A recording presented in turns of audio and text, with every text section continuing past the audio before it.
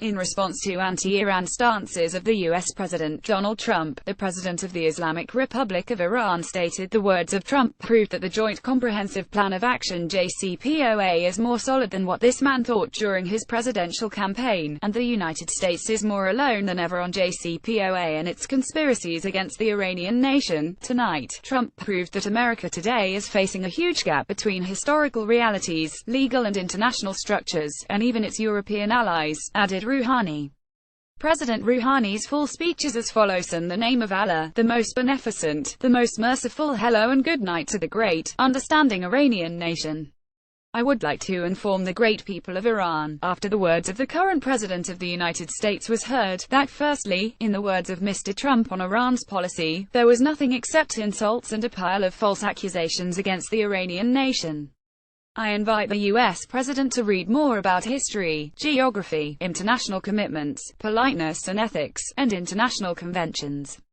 Apparently, he does not know that the U.S. government set up a coup 60-some years ago, and it was a power that overthrew the rule of law by making money and leveraging its mercenaries. Apparently, he has forgotten that during the integrated campaign of the Iranian people against the dictatorship to gain freedom, independence and the Islamic Republic in this land, it was the United States that greatly supported the dictator of the time in Iran. Apparently, he has forgotten that after the glorious victory of the Islamic Revolution and at the very earliest days, the U.S. plot in Iran was a coup which, of course, was repeated once again in 1980. Apparently, he has forgotten that in the 8-year defense of the Iranian nation against aggression, the United States backed the aggressor. He has forgotten the bombings of the cities of Iran, as well as the chemical bombardment of Saadasht and Halabja. When it was supposed to issue a statement against the aggressors, it acted exactly the opposite way. We should read the history better and more precise, to find out what they have done to the Iranian people in the past 60-some years, few years, how they treated the Iranian people during the 40 years after the revolution. We should also study geography to find out how a president has not yet learned the name of the famous, historical and global Gulf, the Persian Gulf, which, unfortunately, the American warships are constantly coming and going. He should have at least asked his military advisors how they write the name of this gulf in the maps. Therefore, they need to study geography more. He has not apparently read international law.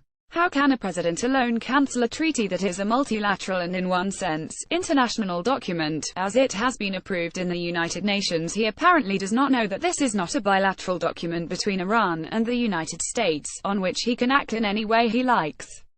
Politeness and ethics are also important. False, defamatory lies and accusations against the great nation of Iran is not accepted. A great nation that, as tonight's speaker came to the Persian Gulf region, attended the great elections in historic numbers, is a nation and government, which is respectful of democracy and its culture and faith and has consistently respected all its international treaties and obligations. Rebel or a government that has always been pursuing aggression and coups in this region and in the world, and has killed hundreds of thousands of people in different parts of the world from Vietnam to Latin America and in other countries with bombs. The country that claims to have stood against nuclear weapons, is the only country in the history of the world that has used nuclear weapons against a nation, not once, but twice. And today, it is threatening another country in the same region with nuclear weapons. Does a nuclear-armed country that has used nuclear weapons and also contributes to the development of nuclear weapons in countries that have close relations with it, such as the usurper Zionist regime, want to take global actions against the proliferation of nuclear weapons? In my opinion, once again it became clear to our people that the U.S. government is a government that continues to its previous policies against the people of the region, against the Iranian people and against the oppressed peoples. The Iranian nation is not a nation that surrenders to a dictator by false statements and hate speech, and the great nation of Iran has never surrendered to any power. The Iranian nation will not give up and yield to any power. There were many countries that supported Saddam and failed to break our nation. There were many countries that joined the sanctions against Iran, and it was proved to them that they could not make the Iranian people surrender. Today, it became clearer for the Iranian nation that we should be together more than ever before.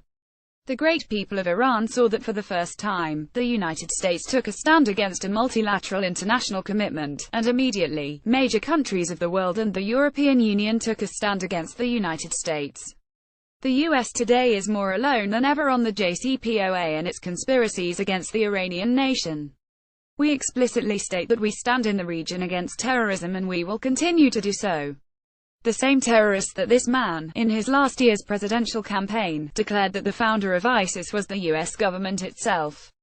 Yes, the Revolutionary Guards, the Iranian people, the Iraqi people, the Syrian people, the people of Yemen, and the peoples of the region are standing up to the terrorist groups made by the United States, as Trump himself confessed, and they will not relinquish the fight until they are destroyed. The Revolutionary Guards is a powerful force, and the Iranian people have always stood alongside the Revolutionary Guards, and they confronted and resisted during the imposed war against the groups that you themselves provoked against the Iranian people, and it stood against the aggressors during the imposed war era, and today it has responded positively to the call of the oppressed people in the region and will continue to do so. Is the Revolutionary Guards corrupt, or the government and armed forces that have always intervened in this region against the independence of nations? Is the Iranian government a dictator, a government whose elections are all governed by people's vote, or governments that are backed by the United States and are still running their own countries by tribal ways, and have not once seen elections in their own countries? You are the supporter of the regime that oppressed the people of Palestine and Lebanon and other countries in the region, but you are using impolite words about a force that fights terrorism in the region and never aggresses any country. Have you forgotten that you attacked the innocent passengers of an airliner in the Persian Gulf and then gave the perpetrators of this incident medals? And have you forgotten that it was you who made wars in this region? And have you forgotten what you did to the people of Afghanistan, Iraq, Syria and other countries? Are you worried about Iranian missiles? How come you do not protest against those weapons you give to the aggressors every day and they target the innocent people of Yemen with your own planes and bombs? You acted against Iranian oil platforms and you have always conducted acts of aggression in the region. Our weapons and missiles are for our defense. We have always been determined to defend our country, and we became more determined today. We have always tried to make the weapons that we needed, and we will continue to do more efforts later on. Our weapons are for defense, and we will continue to defend and strengthen our defenses. And our last word about the JCPOA as a multilateral and international treaty, in a sense, is that as long as our rights are guaranteed, and as long as our interests require and, as long as we enjoy its benefits, we will respect the JCPOA within the framework of the interests of our nation. We cooperated with the International Atomic Energy Agency and within the framework of international treaties and the JCPOA, and we will continue to do so, but if one day our interests are not guaranteed and the other parties want to violate their commitments, they must know that Iran will not hesitate a second and will respond to them. What was heard today from US officials was nothing but the repetition of incorrect words, false accusations and insults that have been repeatedly said during the past 40 years. We were not surprised, since we are accustomed to these words of yours for 40 years. Our nation was not surprised, because it was expected of you, but you know that with your untrue words, you yourself made our nation more united. You cannot divide the people and the government. You are not able to divide the Iranian people and the great, popular leader.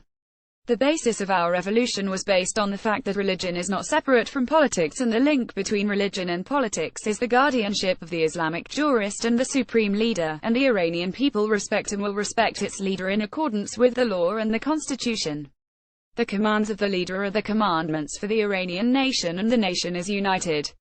All factions, groups, parties, tribes and religions will stand against the enemies of the Iranian nation and against you. Are you sad about the slogan of the Iranian nation, abandon your hostile policy? The people of Iran respect the American people, but they do not accept your aggressive policies. The slogan of the Iranian people is not against the country and people of the United States, but against the false and aggressive policies of the government United States. It is up to you to correct your policies, and it is up to you to learn the right way of respecting nations. If you do so, then the people of Iran will know well how to behave with you at that time. Our nation, as always, stands against the conspirators. Their main goal is to keep us from economic growth. The goal of the US is to shy the world away from Iran and the JCPOA, and ultimately, to prevent investment and economic growth and economic prosperity.